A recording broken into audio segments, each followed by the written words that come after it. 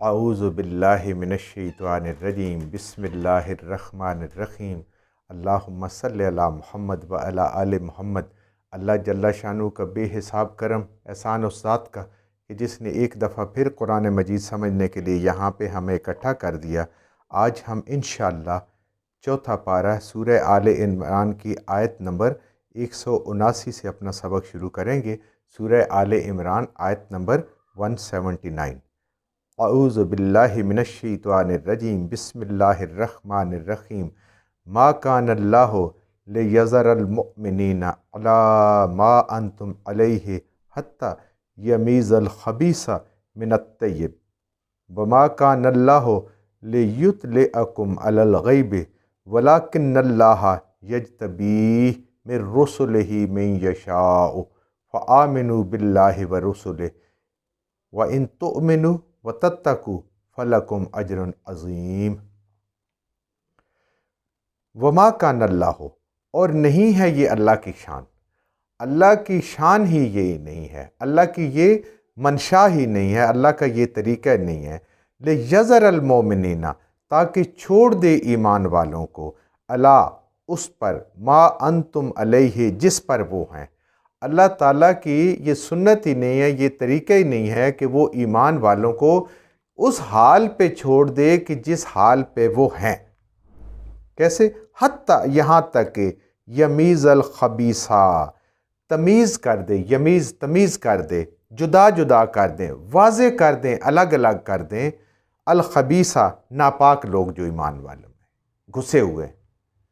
منافق لوگ جو ایمان والے گھسے ہوئے ہیں۔ اللہ فرما رہے ہیں کہ یہ جو خیبر میں، احد میں جو آپ لوگوں پہ مصیبت آئی، اللہ نے فتنے میں مبتلا کیا، تمہیں شہادتیں دی درجات بلند کرنے کے لیے، اس کی ایک حکمت اللہ تعالیٰ بیان فرما رہے ہیں کہ یہ اللہ کی شان ہی نہیں ہے کہ وہ ناپاک چیز اور پاک چیز کو اکٹھا کرے۔ ایمان والوں کو وہ کھرا الگ کر دیں گے اور منافق جو کھوٹے ہیں وہ الگ ہو جائیں گے۔ یہ رب کی شان ہے۔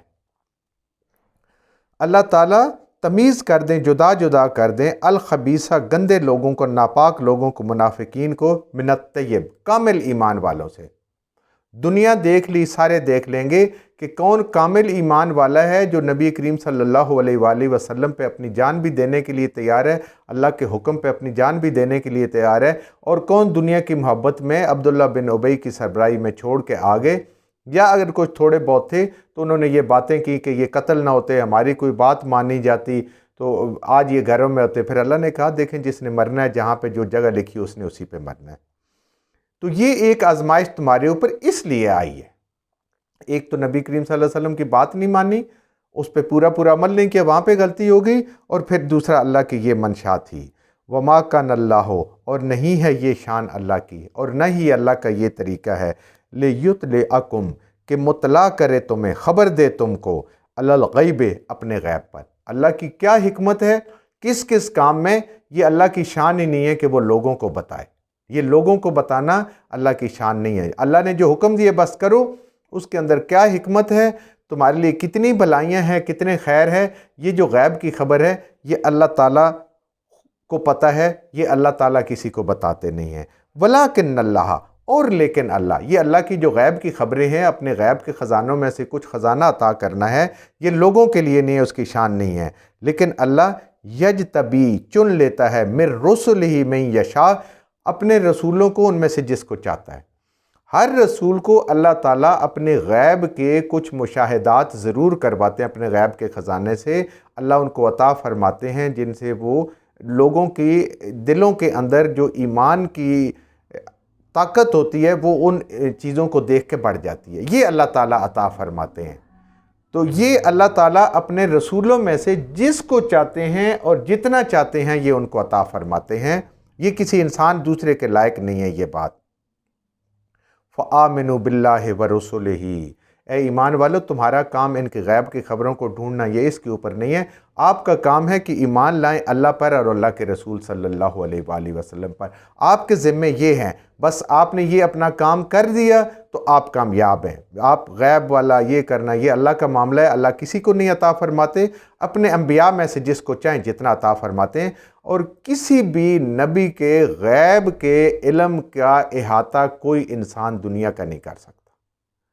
اور پھر اگر امام الانبیاء کی بات کریں نبی کریم صلی اللہ علیہ وآلہ وسلم کی، تو اللہ نے ان کو جتنی غیب کی خبریں دی ہوئی تھیں، جو ان کو بتایا ہوا تھا، اس کا احاطہ تو اس سے بھی آگے کی ایک ناممکن بات ہے، بندہ نہیں اندازہ کر سکتا۔ یعنی اللہ خود فرماتے ہیں کہ میں نے اپنے رسولوں کے انبیاء کے درجات بنائے ہیں، ان درجات میں اگر کوئی بھی نبی، اللہ جانتا ہے کون، جو سب سے آخری نبی جو بنتا ہے کم و بیش 1,24,000 میں، اس کے بھی علم کا کوئی بندہ احاطہ نہیں کر سکتا، کوئی بندہ احاطہ نہیں کر سکتا۔ ہاں اس پہ بات کر کے اپنے ایمان کو تو خراب کر سکتا ہے، اپنی آخرت کو خراب کر سکتا ہے، لیکن اس کا کوئی حاصل نہیں ہے۔ اس لیے ہمیں عام انسانوں کو، اور ایون زیادہ علم والا بھی سمجھتا ہے، اس موضوع پہ کبھی بات نہیں کرنی چاہیے، یہ اللہ جانتا ہے اور اللہ کے نبی جانتے ہیں۔ یہاں اللہ یہ فرما رہے ہیں ہمارا کام ہے ان پہ ایمان لانا، سب پہ ایمان لانا۔ وَإِن تُؤْمِنُوا، اور اگر تم یہ ایمان لے، اور جو اللہ کہہ رہے ہیں کہ بس ان چیزوں کے پیچھے نہ پڑیں، اللہ کے رسولوں پہ ایمان لو، وَتَتَّقُوا، اور اس رب سے ڈرتے رہو، نیکیاں کرتے رہو، گناہوں سے بچتے رہو، تقوی اختیار کرو، فَلَكُمْ أَجْرٌ عَظِيمٌ، تو پھر ایسے لوگوں کے لیے، اے لوگوں تمہارے لیے اللہ کے پاس بہت بڑا اجر ہے، بدلہ ہے اللہ کے پاس عظیم، اللہ عظیم فرما رہے ہیں، بہت زیادہ۔ وَلَا يَحْسَبَنَّ الَّذِينَ، ہرگز نہ گمان کریں، الذین وہ لوگ، یبخلون جو بخل کرتے ہیں، اپنے مال کو روک روک کے رکھتے ہیں، بما آتاہم اللہ، جو اللہ نے ان کو عطا کیا ہے، من فضل ہی، اپنے فضل سے۔ اللہ فرما رہے ہیں کہ یہ وہ بات ہے غزوہ احد کے لیے جب مال کی ضرورت ہے، آپ صلی اللہ علیہ وسلم نے فرمایا جو جتنا حصہ ڈالنا چاہتا ہے تاکہ ہتھیار خریدیں، چیزیں خریدیں، راشن خریدیں، اور آگے جا کے دشمن سے لڑنا ہے، کتنا مارکا ہوگا، کتنے وقت لگے گا، کتنا ٹائم لگے گا، اور اس میں سے مختلف چیزیں لشکر کے لیے ضرورت ہے، آپ صلی اللہ علیہ وسلم نے فرمایا انفاق کریں، ترغیب دی لوگوں کو کہ دیں، اللہ آپ کو اس کا اجر دے گا۔ اللہ یہ قرض حسنہ ہے، قرض وہ ہے جو حسنہ ہے، اور قرض ہمیشہ واپس کیا جاتا ہے، تو جب اللہ لے تو اللہ پھر اپنی شان کے مطابق واپس کرتا ہے۔ تو جب یہ بات آپ کر رہے تھے تو اس وقت کچھ لوگوں نے، وہی بات ہے پھر منافقین کی بات ہوگی، جو منافق تھے انہوں نے اپنے مال کو، کیونکہ منافق ہوتے ہی وہ ہے کہ دنیا کی محبت زیادہ ہوتی ہے، اللہ کے حکم کو پیچھے کر دیتا ہے، اپنے مال کو، دنیا کے جاہ و جلال کو، عزت کو، سرداری کو، وہ اس کو آگے مقدم رکھتا ہے۔ تو اللہ فرما رہے ہیں کہ جو لوگ نے یہ گمان کرتے ہیں کہ انہوں نے اپنے مال کو بچا لیا، نہیں دیا نبی کریم صلی اللہ علیہ وسلم کے کہنے پہ احد کے لیے، جو اللہ نے ان کو اپنے فضل سے عطا کیا تھا، وہ ان کی اپنی کوئی محنت نہیں۔ یہ انسان کی ایسی غلط فہمی ہے رزق کے بارے میں کہ وہ سمجھتا ہے یہ مجھے رزق مل رہا ہے، میری اپنی محنت ہے، میری لیاقت ہے، میری عقل ہے، میری قابلیت ہے، نہیں، یہ اللہ کا فضل ہے۔ ہو خیر اللہم، وہ یہ سمجھتے ہیں کہ ہمارے لیے یہ بہت بہترین کام ہوا ہے، بہت اچھا بھلا کام ہو گیا ہے کہ ہمارا مال بچ گیا ہے، ہمارا دینے سے اگر دیتے تو یہ خرچ ہو جاتا۔ اللہ فرما رہے ہیں بل ہو شر اللہم، یہ تو ان کے لیے بہت بڑا وبال ہے، خیر نہیں ہے، یہ ان کے لیے بہت بڑا برا کام ہو گیا، برائی ہو گئی ہے۔ سَيُطَوَّقُونَ، ایسے لوگوں جن کے پاس مال ہو اور اقامت دین کے لیے اس مال کی ضرورت ہو، اور اس کو وہ اپنے پاس روک کے رکھیں اپنی کسی ضرورت مستقبل کے لیے، اپنی حفاظت کے لیے، یا اس مال کام کو اہمیت نہ دیں کہ اقامت دین جو ہے یہ بھی کوئی اہمیت کا کام ہے، اللہ فرما رہے ہیں سَيُطَوَّقُونَ مَا بَخِلُوا بِهِ يَوْمَ الْقِيَامَةِ، تو یہ مال جو ہے یہ توق بنا کے ان کو سزا کے طور پہ ان کے گلے میں ڈال دیا جائے گا، بوجہ اس کے ما بخلو، جو انہوں نے بخیلی کی اور اس مال کو اللہ کے دین کے لیے، اقامت دین کے لیے، دعوت دین کے لیے خرچ نہیں کیا، یوم القیامہ، قیامت تک، قیامت سے پہلے ان کے پاس رہے گا زندگی میں، اس کے بعد آگے وارثوں کو چلا جائے گا، لیکن سزا وہ بھگتیں گے جب ضرورت پڑی انہوں نے اپنے مال کو روک لیا، تو یہ توق بنا کے بخل کی وجہ سے ان کے گلے میں ڈال دیا، ان کے گردنوں میں ڈال دیا جائے گا۔ وَلِلَّهِ مِيرَاثُ السَّمَاوَاتِ وَالْأَرْضِ، اور اللہ کی ہی میراث ہے جو کچھ زمین اور آسمان میں ہے۔ یہ ہاتھ بدلتا ہے، پہلے دادا کے ہاتھ میں، پھر باپ کے ہاتھ میں، پھر بیٹے کے ہاتھ میں، پھر آگے نسل کے ہاتھ میں، وہ مرتے جاتے ہیں اور یہ مال اگلے ہاتھ میں آتا جاتا ہے، اور آخر میں کیا ہوگا؟ جب پوری دنیا میں سارے مر جائیں گے، قیامت ہو جائے گی، مال ادھر ہی پڑا ہوا ہوگا، تو وہ کس کی میراث ہو؟ یہ سب کچھ اللہ کا ہے۔ یہ انسان کو جتنی ضرورت ہے استعمال کر لے، باقی سب میرے رب کو واپس ہو جانا ہے، ہاتھوں سے ہوتا ہوا، نسلوں سے ہوتا ہوا۔ تو یہ سارا مال جب اللہ کی میراث ہے، آپ کا ہے ہی نہیں ہے، تو کتنی مزے کی بات ہے کہ مال بھی اللہ کا، راستے میں بھی اللہ کے خرچ کرو، دیا بھی اللہ نے، اور درجات اپنے پاؤ جنت میں، اور یہ توق سے بھی بچ جائیں اور ساری چیزوں سے انسان بچ جائے۔ واللہ بما تعملون خبیر، اور اللہ تمہارے اعمال کو خوب جانتا ہے، باخبر ہے جو کچھ تم اعمال کرتے ہو، وہ تو دلوں کے بھید بھی جانتا ہے، اور جو تم اعمال کر رہے ہو اللہ جانتا ہے۔ لقد سمع اللہ قول الذین، بے شک یقیناً اللہ نے، سمع اللہ سن لیا ہے اللہ نے، سنا ہے اللہ نے، قولا بات، الذین ان لوگوں کی، قالو کہتے ہیں جو، ان اللہ فقیر، بے شک اللہ فقیر ہیں، وَنَحْنُ أَغْنِيَاء، اور ہم غنی ہیں۔ کتنی بڑی بات ہے، اللہ فرما رہے ہیں کہ اللہ نے وہ بات سن لی، یعنی جتلایا جا رہا ہے، اللہ تو ویسے سب کچھ سنتا ہے، لیکن اس کا خاص طور پہ ذکر کر کے کہ یہ جو منافقین تھے یہ کہا کرتے تھے، اور یہودی کہا کرتے تھے کہ دیکھیں نبی کریم صلی اللہ علیہ وسلم ہر وقت کہتے رہتے ہیں کہ اللہ کے راستے میں قرض حسنہ دو، قرض حسنہ دو، تو قرض تو اس ذات کو دیا جاتا ہے، اس بندے کو دیا جاتا ہے کہ جو محتاج ہوتا ہے۔ تو پھر اس کا مطلب یہ ہوا، نعوذ باللہ کہ اللہ کی ذات محتاج ہے اور ہم غنی، ہمارے پاس تو مال ہے۔ دیکھیں کتنے تکبر کی اور کتنی بے وقوفی اور کتنی کمکلی کی بات ہے یہ منافقین کی اور ان کی تھی کہ قرض حسنہ دینے پہ یہ بات کرتے تھے۔ اللہ فرما لیں یہ سن لیا، حالانکہ اللہ سب کچھ سنتا ہے، ہر چیز سے باخبر ہے۔ پچھلی آیت میں تعملون خبیر، اللہ ہر عمل سے باخبر ہے، لیکن اللہ ان کو جتلا رہے ہیں کہ دیکھیں میں نے یہ بات سن لی ہے، صرف سنی نہیں، سنکتب ما قالوا، اور یہ ہم نے لکھ بھی لیا ہے،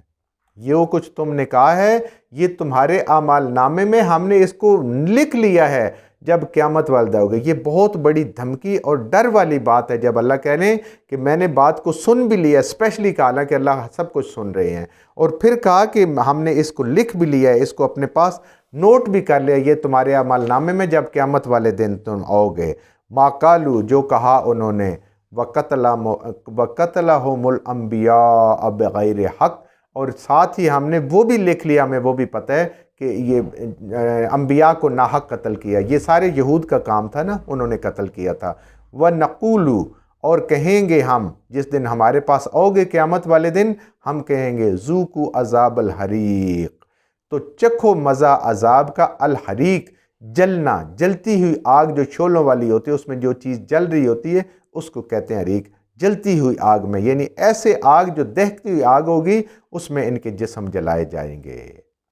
ذالکا، یہ اس وجہ سے ہے، یہ جو جہنم کی سزا ہے اور عذاب الحریق ہے، جو آگ کی عذاب ہے، یہ اس لیے ہے بما قدمت ایدیکم، جو کچھ ان کے دونوں ہاتھوں نے آگے بھیجا ہے، جو دنیا میں انہوں نے کمائی کی، جو اعمال کمائے ہیں، یہ اس کی وجہ سے ہے کہ وہ ان کے ہاتھوں نے جو آگے بھیجا ہے۔ اللہ نے کوئی کسی پہ ظلم نہیں کیا اور نہ اللہ ظلم کرتا ہے۔ ان اللہ، یہ کہ اللہ، بے شک اللہ، لیس بظلام للعبید، اپنے بندوں پہ کبھی ظلم نہیں کرتا۔ اللہ تعالیٰ بالکل عین انصاف ہے۔ یہ انسان ایسے ہی سمجھے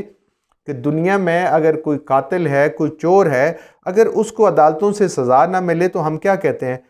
انصاف نہیں ہے، بہت بڑا ظلم ہے۔ یہی بات ہے کہ قیامت والے دن انصاف ملے گا، جو نماز پڑھنے والا ہے اور جو نہیں پڑھنے والا، جو روزہ رکھنے والا ہے، جو نہیں رکھنے والا، جو اپنی نظروں کی، کانوں کی، آنکھوں کی، ہاتھوں کی حفاظت کرنے والا ہے اور جو نہیں کرنے والا، سب کے لیے الگ الگ بدلہ، یہ سب کبھی برابر نہیں ہو سکتے۔ اللہ فرما رہے ہیں کہ اللہ اپنے بندوں پہ ظلم نہیں کرتا۔ یہ سارا کچھ جو بھی جس کو عذاب الحریق ملے گا، عذاب علیم ملے گا، عذاب مہین ملے گا، سب ان کے اپنے اعمال کی وجہ سے جو وہ اس دنیا سے کر کے لائے ہوں گے، جو ان کے ہاتھوں، دونوں ہاتھوں نے وہاں پہ کمایا ہوگا دنیا میں اور اس کو آگے بھیجا ہوگا۔